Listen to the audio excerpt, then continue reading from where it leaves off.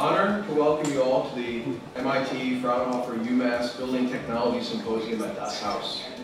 I'm delighted to see thought leaders from all walks of building technology come together to identify challenges and discuss solutions to the real-world building problems or building technology opportunities of our day. People really are starting to recognize the need for more energy efficiency in the buildings, more use of renewables, and I think they're ready to make that change, but in a lot of cases maybe don't have all the information. So this has actually been a really great opportunity for us to engage people in an ongoing discussion about what sort of advancements have been made in Germany, how that can be applied in the U.S., but even maybe U.S. and North American specific challenges that we're facing that we might be able to collaborate with sort of across the pond. This is the first day of summer, and it's obviously going to require deployment of significant generation resources, but also energy efficiency. So I think it's very important that we note that today is a very important day in terms of how we look at things. And the arrival of Das Haus is particularly timely because it really presages the near future. It tells us about technologies that are available today but really need to be deployed pervasively. PV, heat recovery, climate control, triple pane windows, solar power, LED lighting, and high efficiency appliances. So of course there's this trend, at least in my field, to say when we are designing a building right now, forget what the climate is now. I want to design my building 50 or 80 years from now, and how you can do that. Well, if you're a little cynical, you can say as an owner, well, it's kind of academically nice, but who cares? How does that really affect my bottom line today? And that's of course a key point, because we want to justify financial decisions today. So what we've tried, this is a master thesis from Seth Holmes, we tried to combine these climate change models with government predictions of price developments in the future. So once you do that, and that takes a lot of tinkering, but once you're doing it, you're basically able to predict the future, not only in terms of energy use, but in terms of money. Because ultimately we haven't succeeded unless it gets adopted in the marketplace. We need to optimize the designs, but keep in mind, of course, the return on investment throughout. We need to look at guaranteeing the performance. So with reducing thermal bridging, Europe's ahead of the US and Canada, where they're looking at solutions to impact that thermal bridging. It's not easy, there's a lot of detail work, but it's possible with the technologies that exist today. It's just a matter of integrating that design process way up front and getting people to buy into it, and then saying, hey, it doesn't cost that much more to do this, and your payback is X, which is realistic considering the length of mortgages. I mentioned the Better Buildings program.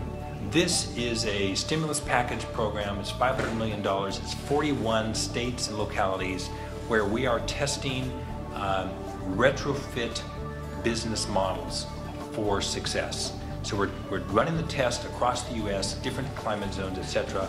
And the outcome is, what are the best practices? What are the business models that work? And how can we then bring those to other people who are doing similar types of work throughout the U.S.? So what is our vision? Our vision for residences in the U.S. is we want optimally energy efficient homes for everyone in the U.S. We are putting together best practices across each one of these pieces, from planning through implementation and evaluation. So again, we can help educate people on what works and what doesn't work. Energy efficiency for those buildings is integration. We need to know what we can do with different materials. We can use many different means. We can use insulation, we can use phase change material, we can use radiative control systems like radiant barriers. Here is the proof. What we can get, conventional system with conventional system and advanced system. You see that there is like mostly 90% reduction of the peak load and probably 70% of the total load from the building. Achieved by smart integration, nothing more. It is achievable.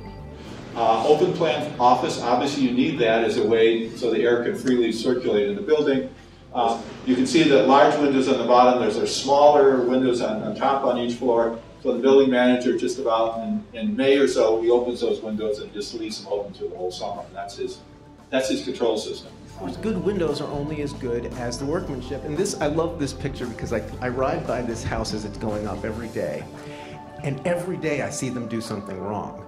And it used to be I'd stop my bike and pull in and pull out my iPhone and start taking pictures, and I'd say, you know, if you'd like to think about it, you might want to flash it so that the water goes outside the window instead of behind the window.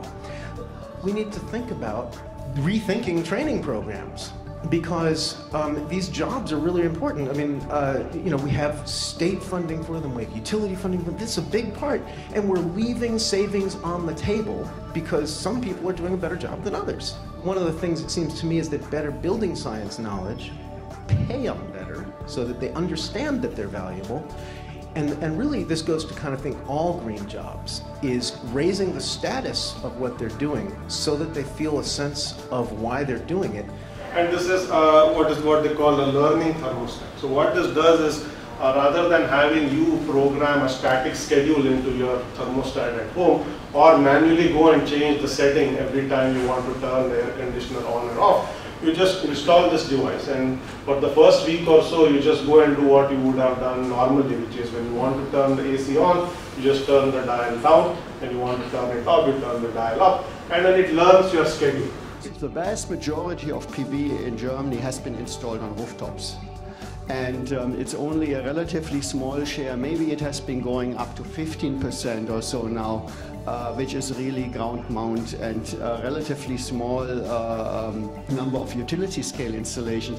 Obviously that's understandable because there is not that much open space in Germany as here in the United States, but it also shows, if you go and look, that 19 and 57% of the PV are installed in residential buildings. It shows you the enormous potential if you look at that, what would be available in the United States.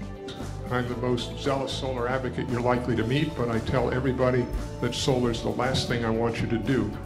That's to get their attention, and they say, why?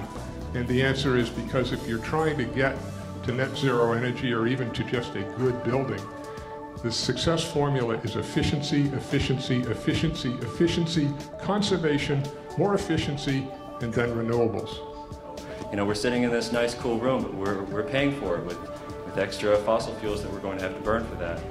Eventually, we want to have good insulation, good building energy management systems, and solar energy, hopefully, that can make the energy that we need even better today than on a cool and cloudy day. This is very exciting technology. We're really proud to have it on display here, and it's affordable, it's here, and it works. But more importantly, the way that it's been displayed in Germany is very, very exciting. There are thousands of passive houses throughout Germany, buildings that create as much energy as they use. That's year-round. And there are a growing number of active houses even, buildings that make more energy than they need. And these have had some struggles taking off here in the US, but that's exactly the reason that we're here today. And we want to discuss what these technologies are, how we can get them into our buildings now.